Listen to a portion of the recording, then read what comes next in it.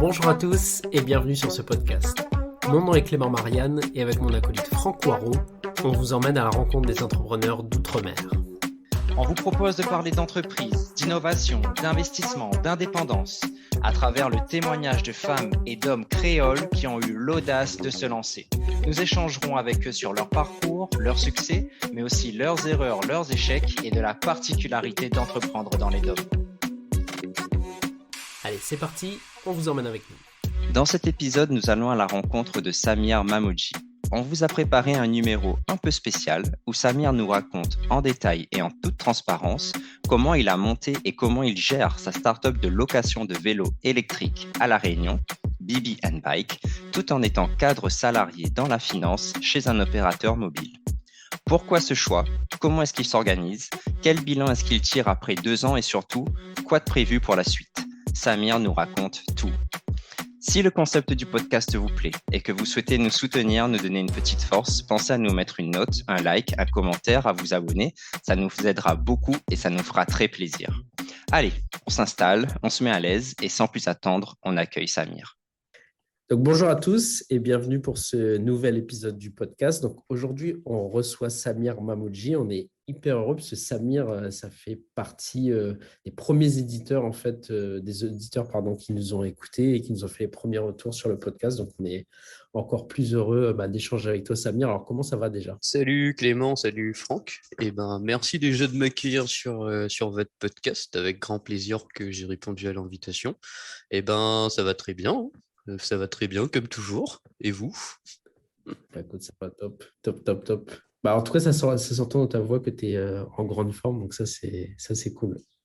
Tu sais comment le podcast commence généralement, donc on commence avec un petit portrait, donc je laisse la parole à Franck qui va t'expliquer un peu tout ça. Yes, salut Samir, très heureux de t'accueillir sur le podcast. Effectivement, comme dit Clément, on commence à voir nos habitudes, on peut presque même parler de tradition.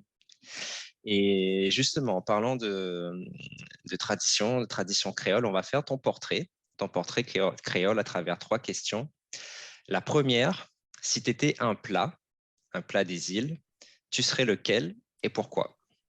Alors, pour répondre à cette question, un plat des îles, alors celui qui va me venir à l'esprit directement, assez surprenant, mais que j'aime beaucoup, que j'adore limite, c'est les sardines.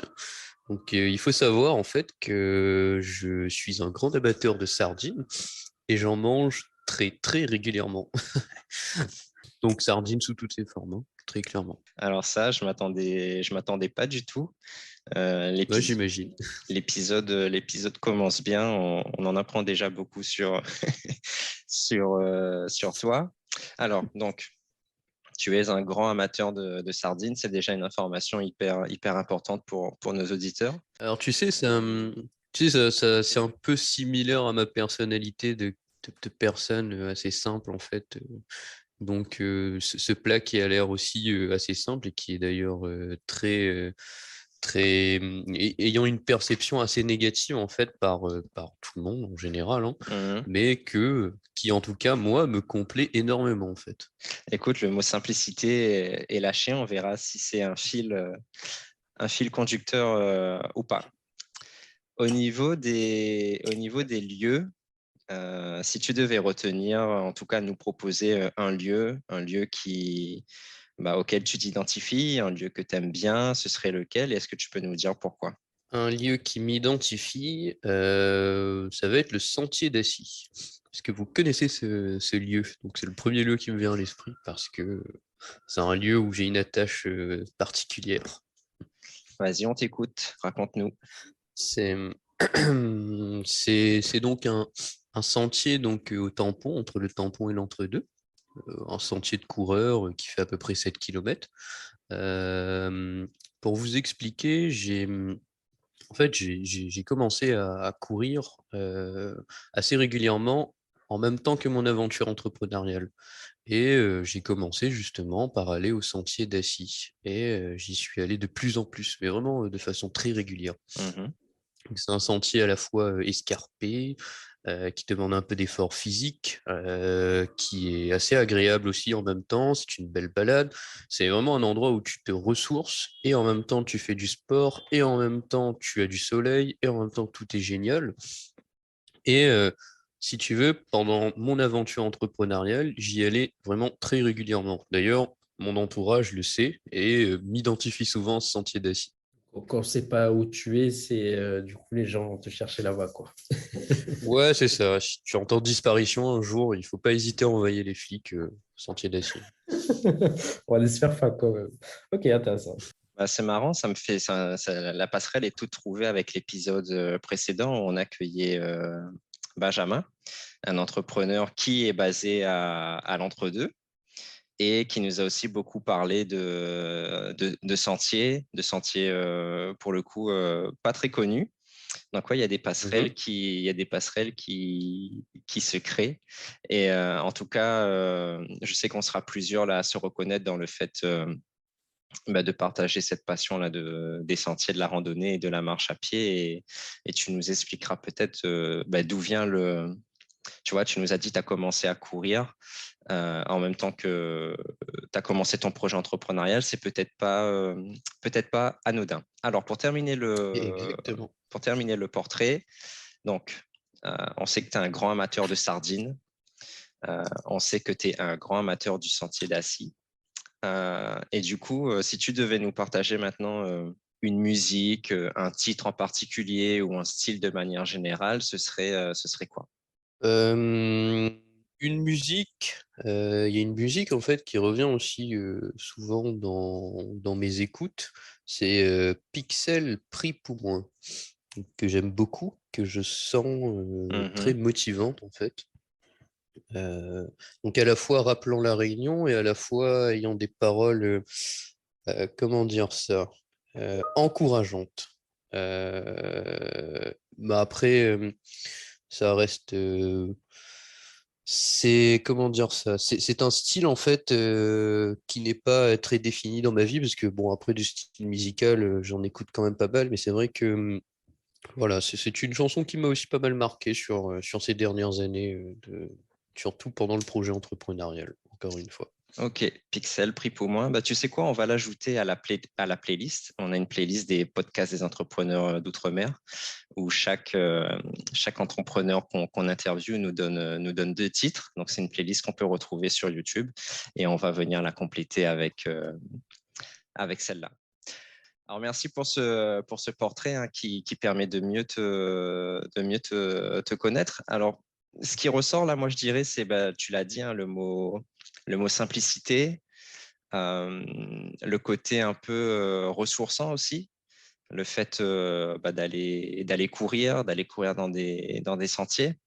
Le choix de la musique aussi est intéressant. Ça dessine un peu la personnalité derrière le projet.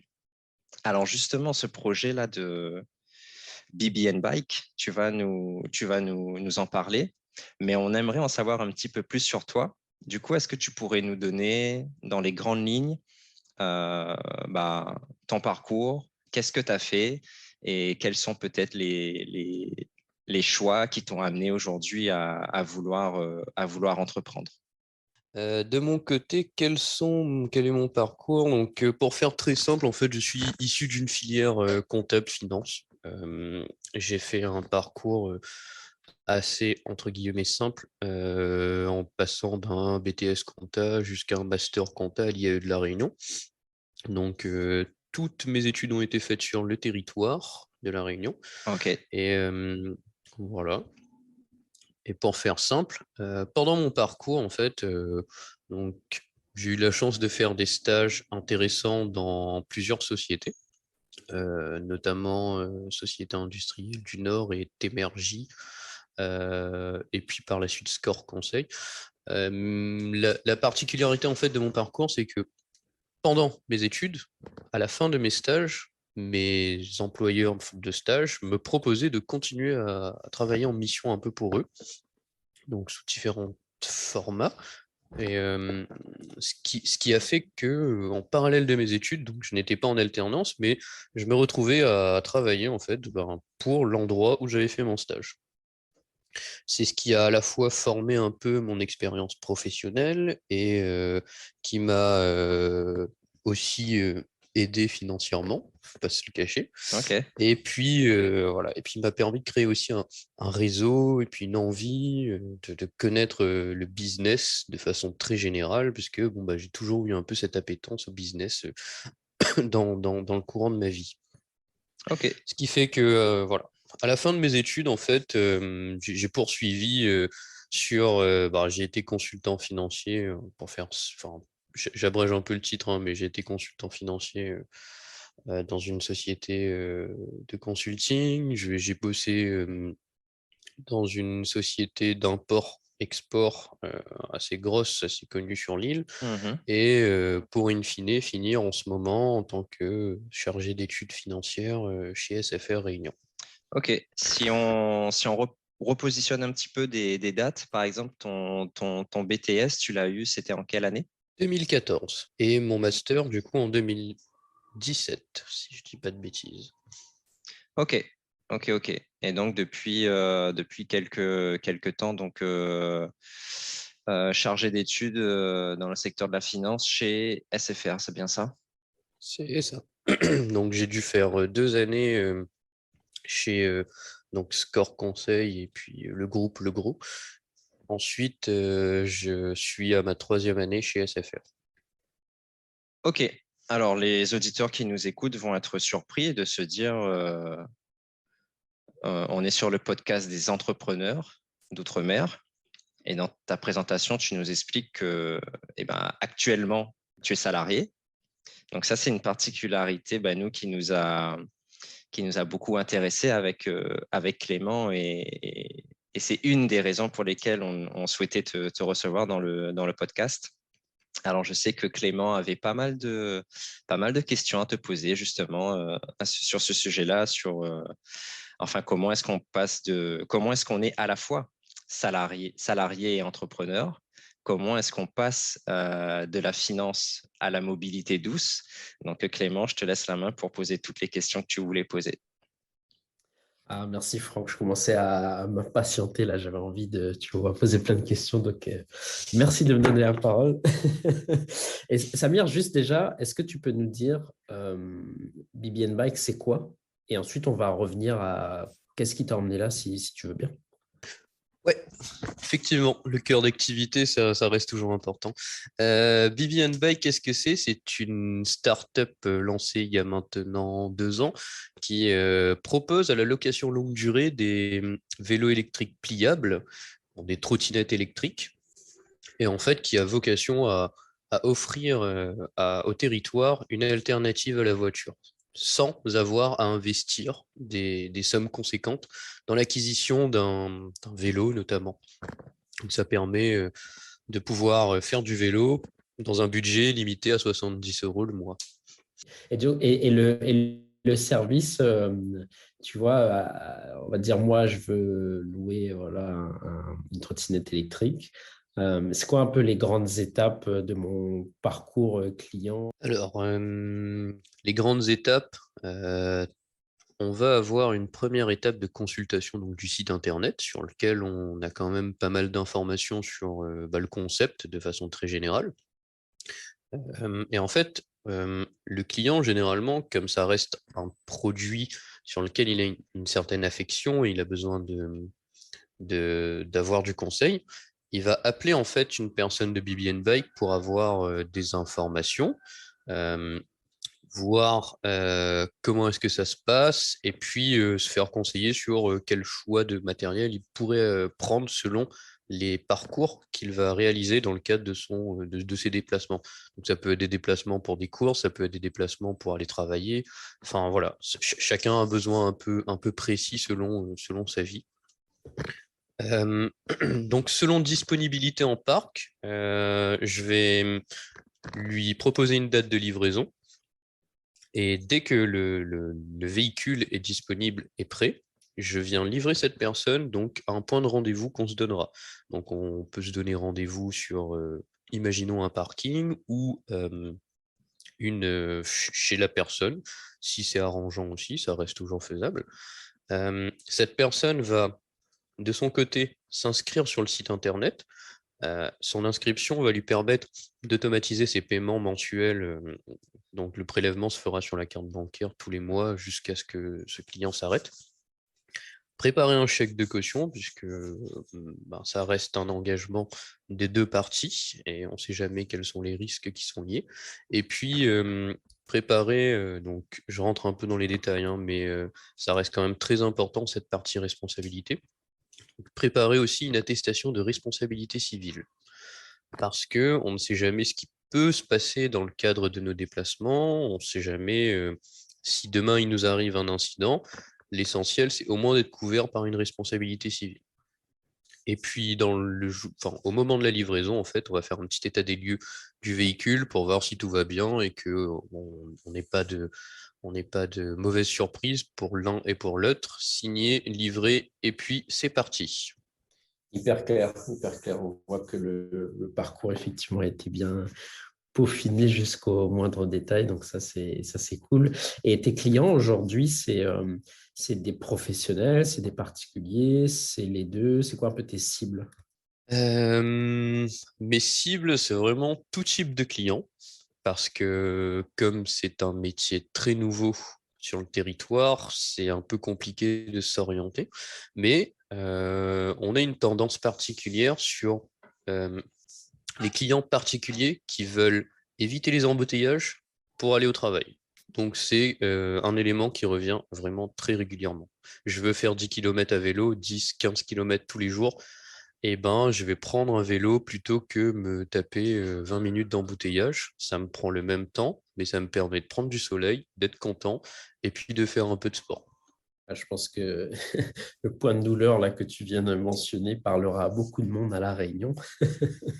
Et écoute, hyper clair. En tout cas, je pense qu'on voit bien là quelle est ton activité à date, en tout cas. Pour ceux qui veulent aller jeter un coup d'œil, allez regarder le site de bbnbike.re. Donc, c'est écrit BIBI Bike, ANDBIKE.re. Et du coup, vous pouvez voir quelle est l'activité concrètement de Samir. Moi, ce qui m'interpelle dans ce que tu dis, dans ce que tu as fait, et en même temps, je regardais le site pendant que tu parlais, c'est vraiment la qualité en fait du process, de tout ce que tu as fait. Et je trouve que, tu vois, pour une expérience où tu n'es pas finalement à 100% sur le sujet, je trouve que voilà, c'est hyper, hyper qualitatif. Donc, ce qui vient, tu vois, ce qui m'amène à poser ma question du tout début, c'est premièrement, comment toi, t'en es arrivé à passer de ton métier actuel. Donc, on l'a compris, hein, tu étais déjà un peu dans cette optique de business, d'entrepreneuriat, parce que tu as eu des opportunités. Mais c'est quand même un virage un peu que tu as pris là, sur un sujet qui n'est pas vraiment de la finance. J'imagine que ça t'a beaucoup aidé forcément, ce métier que tu fais. Mais comment tu passes déjà de OK, j'ai un métier qui est le mien aujourd'hui, à je vais me lancer dans cette activité de location en fait de vélo électrique? C'est un parcours qui remonte à très longtemps. Euh, Alors, ça a commencé en fait quand j'ai bossé chez Temergy. Je ne sais pas si ça vous parle. Donc, Temergy est un cluster d'énergie renouvelable sur le territoire, cluster d'entreprise, chez qui j'ai travaillé pendant 2 ans en parallèle de mes études.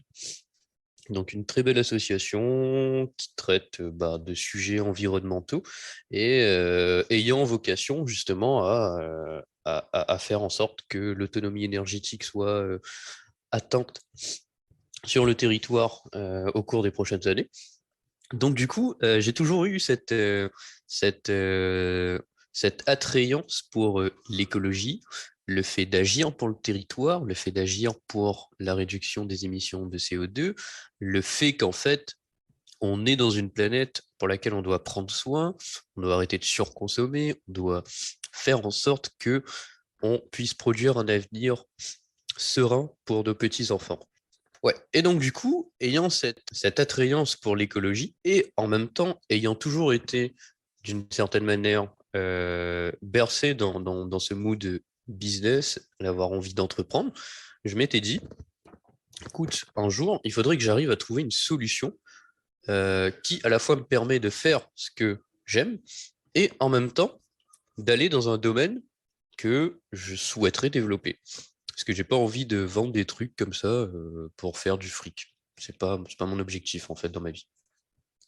Et il s'avère que à un moment dans ma vie, j'ai fait quelques bêtises faisant que je ne pouvais plus conduire de voiture.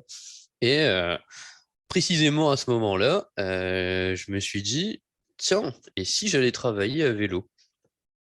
Sauf que j'avais un vélo chez moi, Mhm. c'était l'été, j'arrivais au travail, j'étais transpirant, j'avais pas de douche, c'était embêtant. Je me suis dit, et si je trouvais une solution de louer un vélo à La Réunion qui me permettrait d'aller au travail, au moins pendant ma période où je ne peux pas conduire. En cherchant sur Internet, évidemment, tu tombes sur rien d'intéressant, ou en tout cas, rien qui te permette en fait d'avoir accès à la location d'un vélo pour aller travailler, pour le tester pour une période courte, pour une période plus longue. Et là, je me suis dit, mais c'est pas possible. Comment est-ce que personne n'a pu penser à cette solution-là? Et de là, je me suis dit, et si ce serait une solution intéressante et envisageable pour La Réunion? Parce que je pense qu'il doit y avoir d'autres personnes qui sont dans mon cas, qui se disent, ah ben tiens, je vais aller travailler à vélo. Ça peut être cool. Ça peut être bien pour l'écologie, ça peut être bien pour le physique, ça peut être bien pour... Tu as tellement d'avantages en fait à aller travailler à vélo. Enfin, c'est vraiment incroyable. Et t'as personne en fait qui s'est dit, ah bah tiens, je vais balancer 4000 balles, acheter un vélo pour aller travailler, c'est sûr que je vais le faire. Puisque personne se dit, investir 4000 euros, c'est sûr qu'on va le faire et c'est sûr que c'est rentable. On a besoin en fait de l'essayer, Mhm. de pouvoir le tester sur voilà, une courte période. Et c'est un peu pour ça, en fait, que je me suis dit, cette solution-là serait hyper intéressante. Ça doit être un business, mais vraiment incroyable. C'est très simple, c'est pas compliqué, mais il faut juste prendre en main la chose, la mettre en place, la créer et la mettre à disposition sur le territoire. Et 2 mois plus tard, je me suis mis à le faire. Le storytelling est incroyable. Tu nous as présenté le point de douleur là, des embouteillages et puis en creusant un peu, on découvre qu'il y a finalement la genèse se cache derrière encore, encore autre chose. Et ça, c'est super, tu vois. Il t'arrive Oui, c'est clair. il t'arrive des trucs, tu perds ton permis, tu perds du coup le moyen numéro un de déplacement à La Réunion et dans les îles de manière générale. Et du coup, toi, ça te pousse à te creuser la tête, à trouver des solutions alternatives. Et là, c'est un point hyper intéressant. Petite parenthèse dans le parcours entrepreneurial où finalement, l'entrepreneur, c'est celui qui va poser un œil un peu critique sur la société, sur ce qui se passe autour de lui et toujours aller chercher des solutions aux différents problèmes. Et là, on est typiquement dans ce cas-là. Donc, merci d'avoir partagé ça avec nous en toute transparence. Je redonne la parole à Clément. Il avait encore d'autres questions à te poser.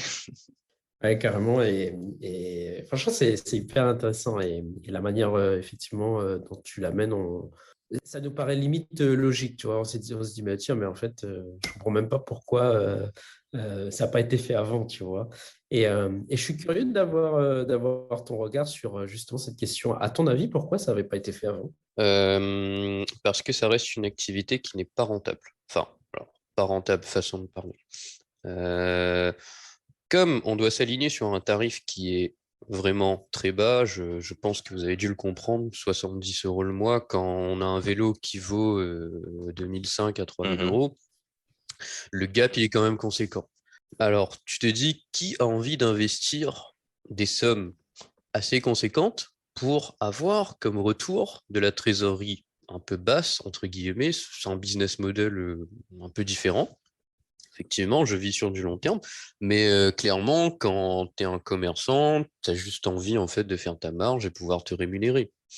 Moi, j'ai de la chance d'avoir un métier actuellement qui me permet d'avoir ma vie euh, et je lance des startups pour le plaisir d'entreprendre, pour le plaisir de conceptualiser quelque chose sur le territoire et d'apporter en fait ma pierre enfin, à La Réunion, très clairement.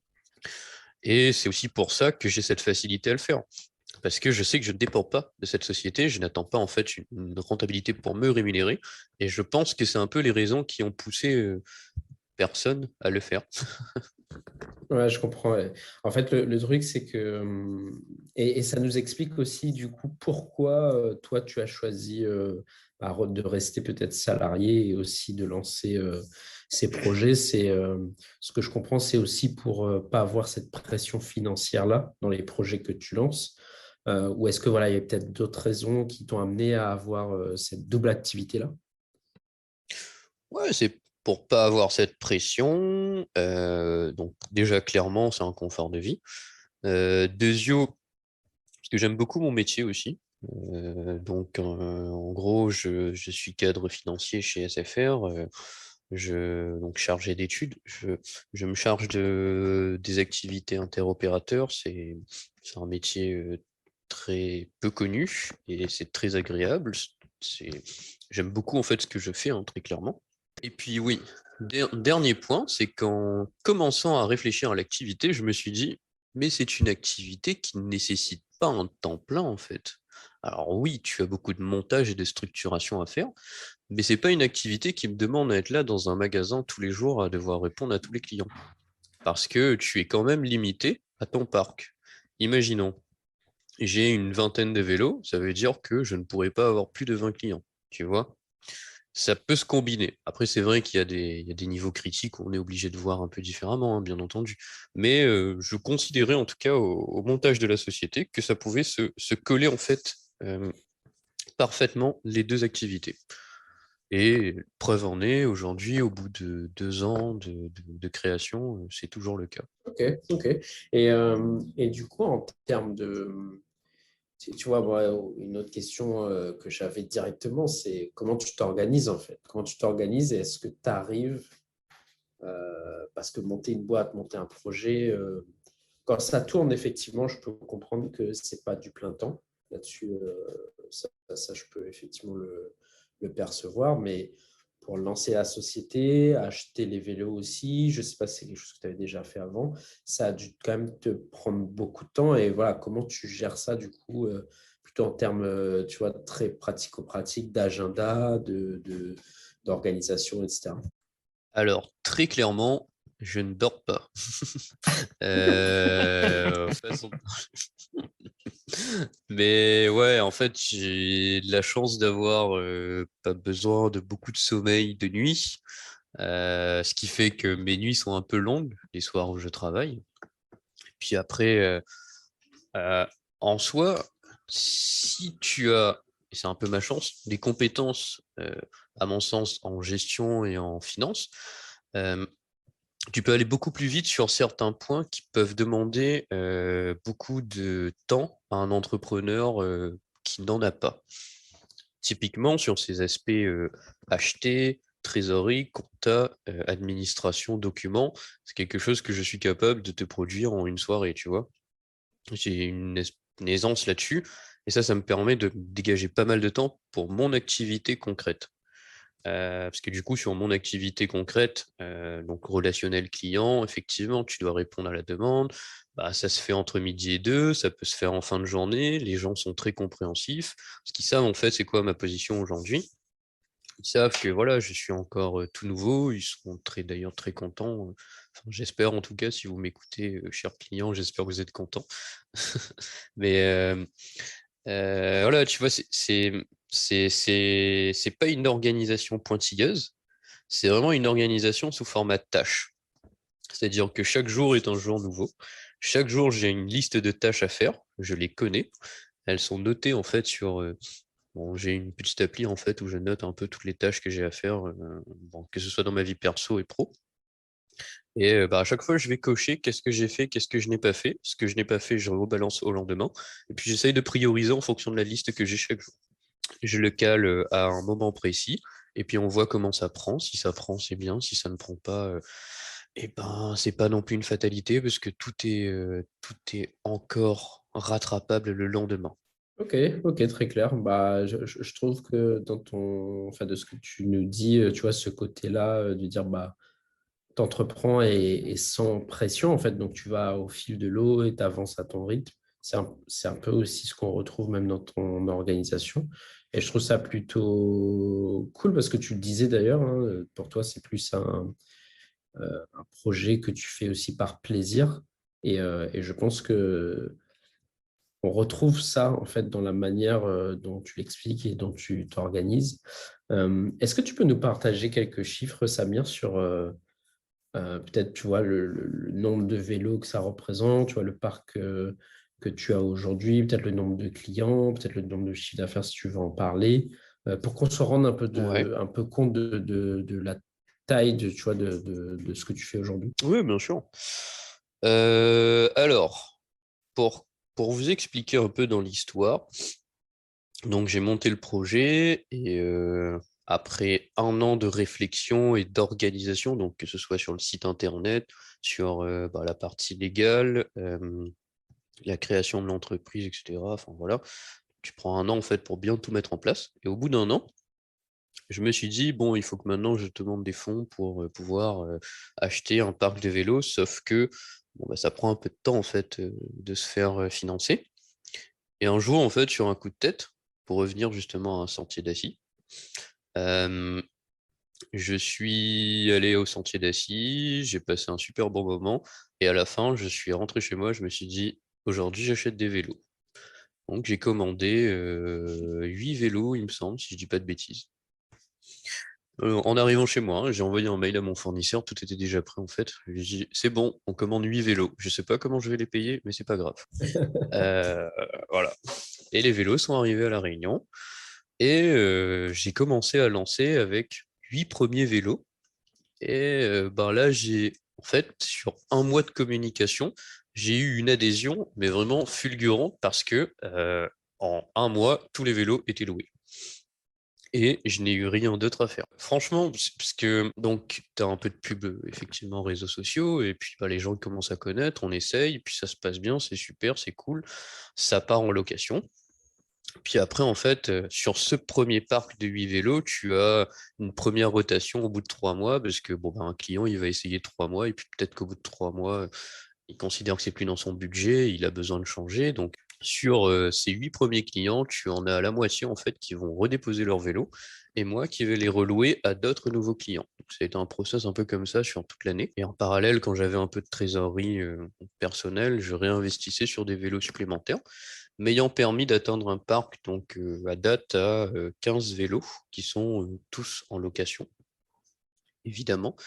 Euh, donc j'ai dû voir passer une bonne cinquantaine de clients, parce que donc tu as des vélos qui sont rentrés, repartis, revenus, repartis. J'ai fait quelques locations courte durée. Ça pouvait arriver en fait que tu aies des personnes qui veuillent louer un vélo pour un week-end. Comme je suis quelqu'un d'arrangeant, on me pose la question, évidemment, si j'ai un vélo qui traîne à la maison, bien sûr que je le loue pour un week-end, c'est pas un problème.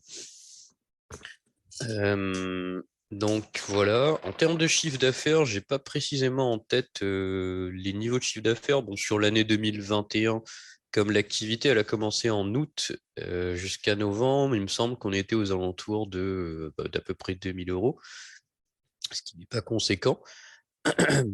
Et ça revient un peu à ce que je disais, c'est que on va pas dégager beaucoup de chiffre d'affaires, mais on va dégager une grosse adhésion et une adhésion fidèle sur du long terme. Sur cette année 2022, j'ai pas encore les chiffres en tête, mais on doit être aux alentours des 10 000 euros, quelque chose comme ça, dans ces fourchettes-là. Au chiffre d'affaires, on voit à peu près, voilà, si tu as 15 vélos qui sont en location, avec une location aux alentours de 60-70 euros, tu nous disais, ça nous donne une idée des chiffres et du flux de trésorerie.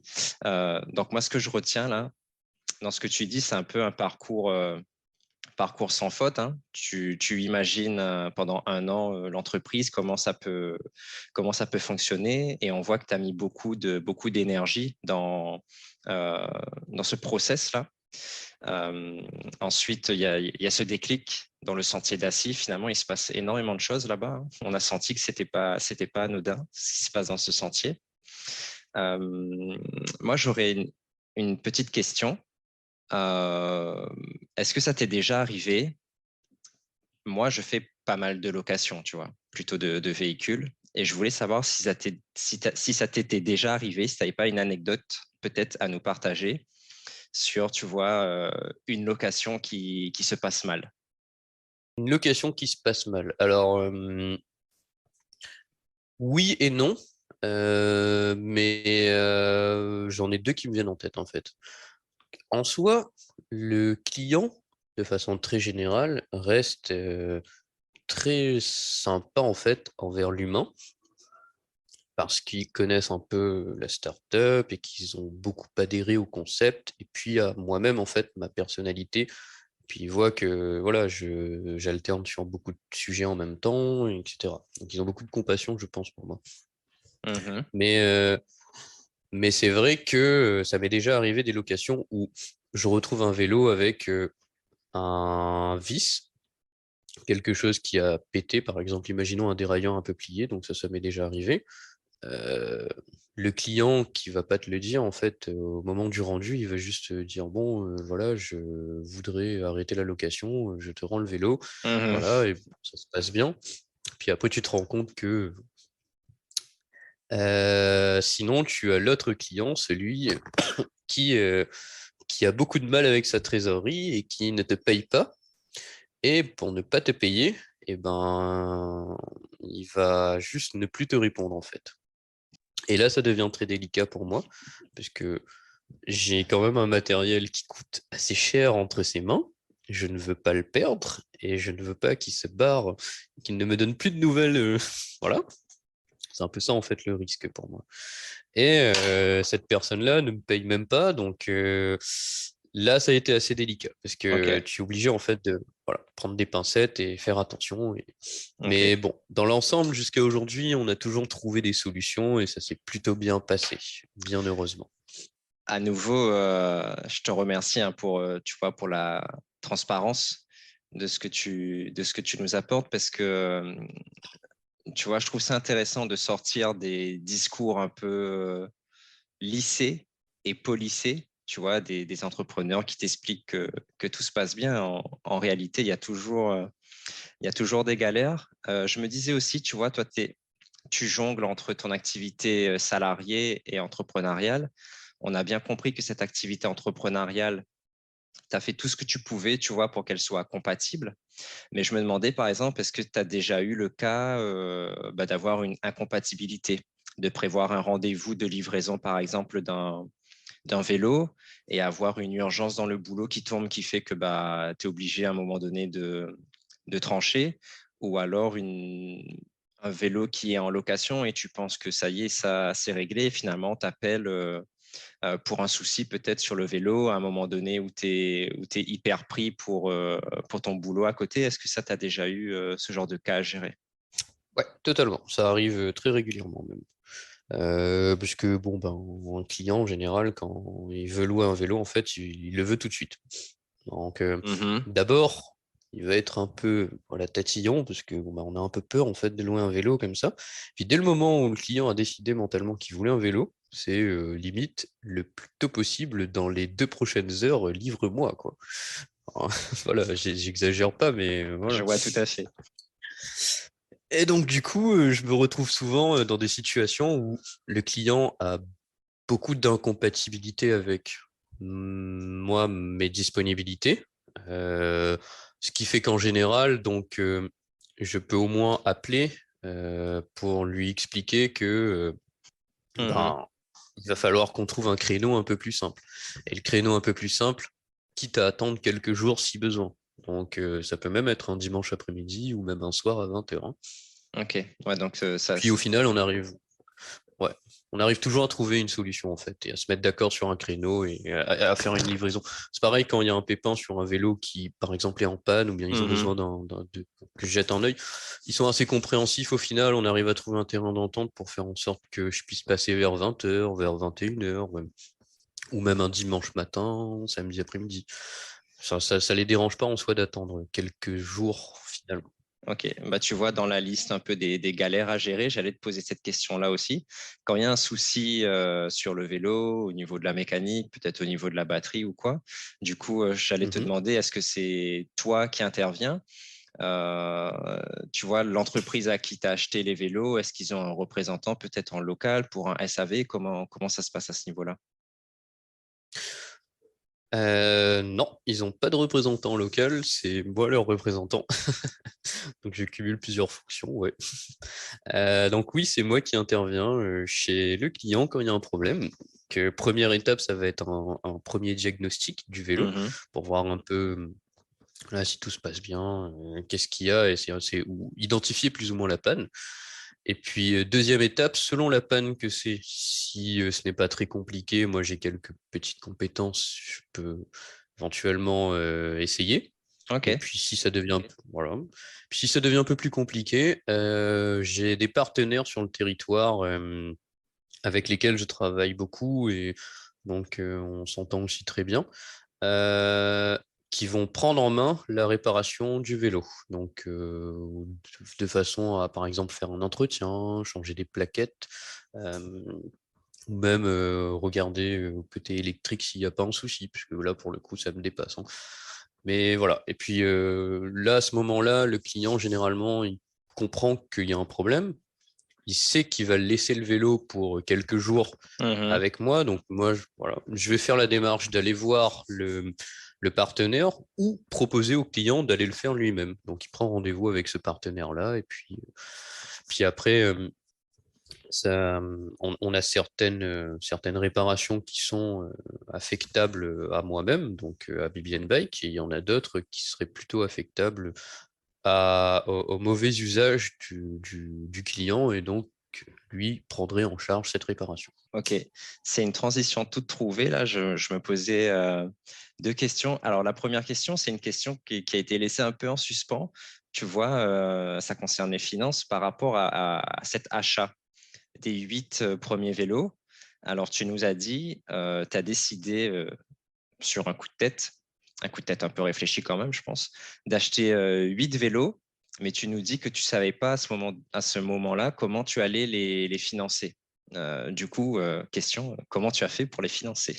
Comment j'ai fait? Alors j'ai étalé un petit peu le paiement et j'avais un peu d'épargne qui traînait et en fait voilà, j'ai tout claqué. Et j'étais sur la paille pendant quelques mois. Ok, c'est très clair. Et deuxième question aussi, tu vois, pour parler un peu du business model cette fois-ci. Donc, on a vu qu'il y a un coût à l'achat, bon, qui en soi est pas hyper élevé. On est sur 2500, 3000 euros. Mhm. Et en termes, tu vois, tu parlais là des réparations, des entretiens. Je ne sais pas, le coût moyen pour entretenir un vélo électrique, ce que tu loues, toi en tout cas, c'est quoi? En termes de proportion, à peu près 10% du montant de la location réalisée sur un an. Donc, Ok, en gros, imaginons, voilà, tu fais à peu près 700 euros de chiffre d'affaires sur un vélo. Tu considères une révision, enfin, deux révisions à peu près 70 euros au total sur l'année. et ça, ce sont des chiffres que tu avais déjà en ta possession avant d'acheter tes premiers vélos. Quand tu as fait ton business model, c'est des informations qu'on trouve assez facilement. Pas du tout. Ce sont des hypothèses que j'ai prises et qui finalement s'avéraient plus ou moins vraies. En fait, en faisant mon business model, par exemple, j'ai calculé plus ou moins le parcours d'un client de son démarrage jusqu'à ses un an de location. Ok. Donc, à la fois, je calcule son chiffre d'affaires, je vérifie un peu sur une année comment est-ce qu'il se déplacerait, et je pars du principe, donc, sur un vélo, en fait, tu pars d'un principe où tu fais une révision tous les 1000-1500 km. Donc en regardant un peu le coût des composants, le coût de la Mhm. main-d'œuvre pour faire ces réparations-là, et tu sais que sur une année, il va faire grand maximum 1500 km. Vraiment, sauf s'il est un forcené, tu vois. Mais voilà, c'est un peu 1500 le standard. Et ben finalement, tu fais un peu le rapport de tout ça et tu arrives à la conclusion que ça va te coûter à peu près 70 euros l'année. Mais en tout cas, ce que tu nous dis là, Samir, ça nous permet de nous faire une idée vraiment concrète, tu vois, de ta société, de ce qu'elle fait, de toi, comment est-ce que tu arrives à jongler entre les deux casquettes de salarié, d'entrepreneur. On voit que ça te prend quand même pas mal de temps, beaucoup de Mhm. flexibilité. Moi, je voulais juste revenir un peu finalement sur la genèse. Donc, tu nous as parlé que c'est finalement un point de rencontre entre beaucoup de choses. Euh, le côté entrepreneuriat que tu découvres un peu par hasard, le côté recherche de mobilité alternative que tu découvres suite à à tes incidents. Mhm. Et tu nous as aussi beaucoup parlé, enfin, tu nous as parlé de deux notions que j'ai notées là. Tu nous as dit agir pour le territoire et agir pour le développement durable. Moi, c'est vraiment deux notions qui m'intéressent, qui m'intéressent beaucoup. Est-ce que tu pourrais nous dire deux mots sur ces deux notions-là, agir pour la Réunion et agir pour le développement durable? Eh ben, ouais, ce sont mes objectifs principaux dans ma vie, agir pour le territoire, parce que moi j'ai un gros ancrage territorial, je suis quand même très attaché donc à mon île de la Réunion, et de la même façon, agir pour le développement durable, parce que à l'heure d'aujourd'hui, donc c'est un sujet prédominant et très important, je dirais même l'un des plus importants Mhm. sur la planète, même s'il n'est pas très bien considéré. Et comme on peut le voir, donc, il y a 3 mois encore, on se disait réchauffement climatique, été incroyable, plus de pluie, sécheresse, cyclone, enfin tout ce que tu veux.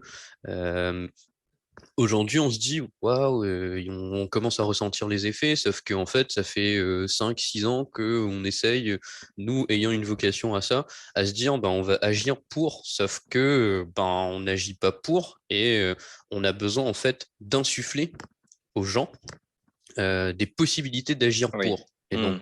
le concept de la société, voilà, c'est vraiment proposer un truc qui permet aux consommateurs de pouvoir, de façon indirecte, agir pour le territoire.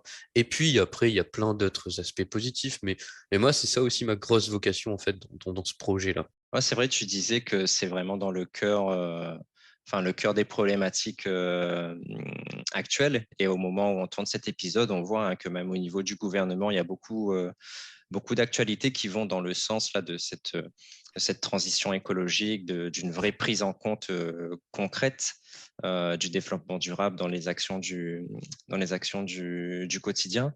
Et par rapport à l'attachement, effectivement, on sent aussi beaucoup d'attachement dans ce que tu dis au territoire, à La Réunion. Et je trouve ça hyper intéressant parce que jusqu'à maintenant, la plupart des gens qu'on a reçus, que ce soit des gens de La Réunion, des Antilles, en fait, souvent, cet attachement au territoire naît, éclos pendant justement une période de mobilité où on est loin du territoire. Et toi, tu nous l'as dit dans ta présentation que tu as fait tes études à La Réunion. Et voilà, tu n'as pas eu ce besoin-là de partir pour te rendre compte que bah, euh, ton territoire est beau, La Réunion est belle et tu avais envie d'agir pour elle. Et justement, C'est ça. dans cette action, euh, bah, je crois que t'es plus seul depuis peu. Est-ce que tu peux nous en dire un petit peu plus là-dessus? Et effectivement, je ne suis plus seul depuis le 1er octobre. Donc, à un moment, en fait, on se rend compte qu'on a besoin de ressources finalement pour Mhm. pouvoir aller plus loin. Tout seul, tu peux faire des choses, mais tu restes quand même très limité, surtout avec ma situation. Donc, j'ai choisi de recruter Elodie, qui est donc en contrat d'apprentissage chez BB Bike, justement pour prendre en main cette partie communication et publicité. Et pour faire un peu la parallèle, ce choix, en fait, il est venu du fait que je vous l'annonce aussi en même temps, du fait que j'ai beaucoup de vélos qui arrivent à La Réunion jusqu'à la fin d'année. Donc, Grosse en fait, exclue, j'en ai là. commandé. Voilà, exactement. Donc, en gros, le but visé, il est qu'au 31 décembre, on est en parc à peu près 50 vélos. Ce qui fait que, voilà, passer de 15 à 50, à un moment, ça commence à devenir compliqué. Ah ouais. Voilà, donc c'est un peu ça aussi la perspective de développement à très court terme. Puis donc j'aurai besoin de ressources, donc des ressources pour à la fois assurer donc ma partie commerciale. Et puis dans un second temps viendra assurément de la ressource pour la partie livraison, maintenance, structuration en fait de la société. Mm. Parce que voilà, j'étais pendant un an dans une phase d'entrepreneuriat. Là, maintenant, on va passer plus dans une phase de développement et de, entre guillemets, management de la structure. Eh ben, en tout cas, c'est des choses qui font hyper plaisir à entendre, hein, pour une structure qui a 2 ans d'existence, mais vraiment 1 an d'opérationnel. Voilà, je pense que ce sont des mots qui vont en inspirer plus d'un. Et en tout cas, nous, à notre niveau, on trouve ça hyper inspirant et on est très heureux de, de ce qui t'arrive. Et sans conclure, Merci. on ne va pas conclure tout de suite, mais d'emblée, voilà, on peut déjà prendre rendez-vous pour l'année prochaine. Tu nous raconteras comment ça s'est passé. Euh, on arrive, on arrive à la fin de cet épisode. Merci beaucoup pour ce contenu, pour nous parler vraiment du cœur de l'entreprise et de l'activité. Mais tout comme il y a la tradition du portrait créole, il y a aussi la tradition des questions rapides à la fin. On ne va quand même pas se quitter comme ça. Donc Clément, tu as préparé quelques questions et en fait là, tu seras le cobaye des nouvelles questions. Jusqu'à maintenant, on posait certaines questions que nos auditeurs connaissent. Et pour cet épisode, on a décidé de changer un petit peu. Donc, est-ce que tu es prêt à jouer les cobayes? Allons-y, c'est toujours bien la nouveauté. Allez, Clément, Samir a dit oui, donc tu peux y aller. Allez. La première question, Samir, donc là, la règle du jeu, c'est d'essayer de répondre de manière la plus concise possible. Et la première question, c'est quoi la plus grosse galère que tu aies connue jusqu'à maintenant dans ton parcours entrepreneurial? La plus grosse galère, ça a été le client qui ne paye pas. Et c'est un client professionnel. C'est vrai que je Ouais. ne l'ai pas précisé, mais j'ai un client professionnel qui me pose énormément de problèmes parce que ne me payant pas, me mettant dans une certaine difficulté financière et pour laquelle je n'ai toujours pas trouvé d'issue d'ailleurs. Voilà. Ok, ok. Bon, bah, écoute, on te souhaite de trouver rapidement des solutions.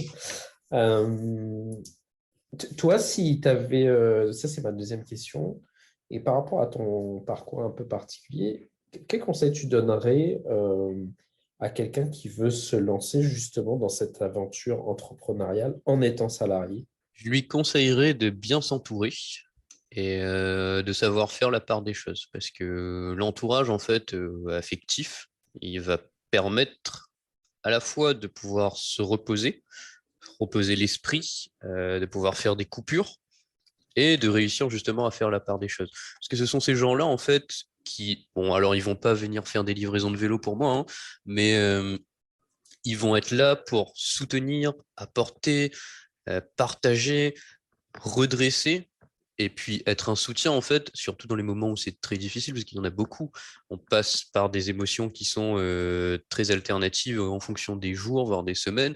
Et il y a des gens qui viennent là pour nous prendre les épaules et nous dire calme-toi, ça va aller. Il faut se poser et puis ça va. Mhm. Calme-toi, franchement, ça ira mieux. Et on a besoin en fait de cet entourage pour le faire. Et après, on a besoin de cet entourage aussi pour nous dire, écoute, cet après-midi, tu ne travailles pas et on fait quelque chose, autre chose, et tu ne me parles même pas en fait de BB Bike, puisque on a tendance en fait voilà, à en rêver la nuit à un moment en fait. J'entends Franck qui rigole là, ça te parle ça, Franck, non? Comme anecdote, non? Oui, oui, tout à fait, tout à fait. Pour les auditeurs, sachez qu'il est très très tôt le matin pour Franck, qui se lève très tôt pouvoir interviewer nos invités dans ce podcast. Donc, c'est un oiseau de nuit ou de très tôt le matin, en tout cas. Et pour finir, Samir, c'est quoi, à ton avis, la qualité essentielle nécessaire à un bon entrepreneur? La qualité nécessaire, c'est de savoir prendre sur soi et de savoir décider rapidement. Parce que, de un, tu dois faire des concessions. On va pas dire des sacrifices, mais des concessions, que ce soit sur ta vie personnelle, sur tes finances, sur le service en lui-même, hein, parce que tu attends à ce que tu aies des choses, et au final, dans la réalité, ça se passe pas comme ce que tu avais prévu. Tu fais quand même quelques concessions. Et puis la prise de décision rapide, c'est parce que en fait, on ne peut pas être bloqué comme une statue et ne pas prendre de décision. La décision, elle est bonne ou mauvaise, elle aurait pu être mieux, elle aurait pu être moins bien, mais on est obligé en fait de statuer très rapidement pour pouvoir avancer vite et aller sur il y a des nouvelles choses, de nouveaux développements. Ok, très clair.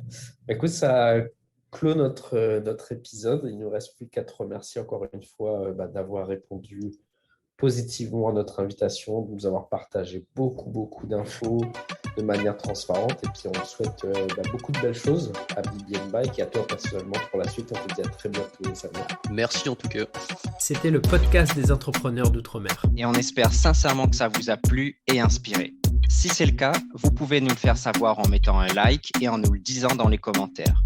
Et bien sûr, pensez à vous abonner pour ne pas rater la sortie du prochain podcast. Si toi aussi tu rêves de lancer ton entreprise, tu peux gratuitement télécharger le guide des 25 conseils pour se lancer avec succès et sérénité en cliquant sur le lien dans la description. À très bientôt.